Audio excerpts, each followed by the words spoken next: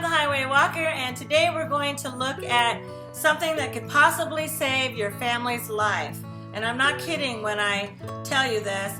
Most security officers, police officers, people that are dealing in this situation will tell you that it doesn't take a lot to actually break through your front door. And they're saying like within 60 seconds, people can come through your front door. There's a trick that they have shared that I've seen several YouTubes do, that they just change out the screws and it can actually give you enough time to escape, to grab your weapon, to find a safer place, to be able to get away from danger once they try to come through the front door or even back door. But 33% of burglaries actually do come through the front door. So this is a great, inexpensive way that you can help possibly save your family's life, and I just felt it was invaluable and I had to share it with you. Today we're going to do a little bit of security here.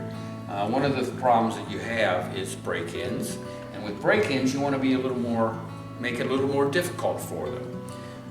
Locks alone don't keep out dishonest people, they just keep out honest people. So you want to make it tougher for them. Maybe it'll slow them down.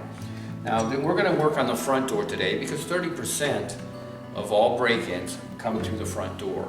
And one of the things, the standard screws that they use are little 1/2-inch screws. So I'm going to replace it with a 2.5-inch screws. First I'm going to do is pull out one of the screws.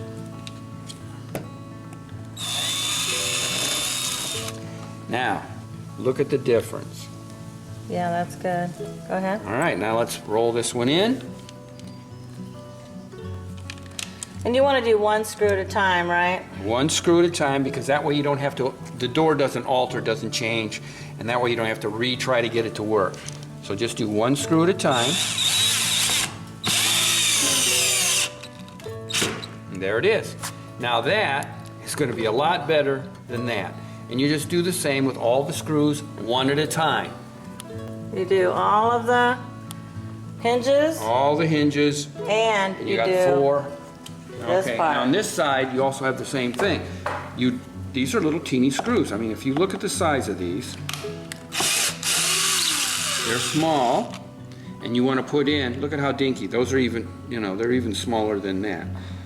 It's easy to rip out. Now you got a little bit of the door and all that, but if you use those larger screws, it'll make it really hard to just rip out the door. Just tear And it I'm doing out. that here on the regular door and on the deadbolt.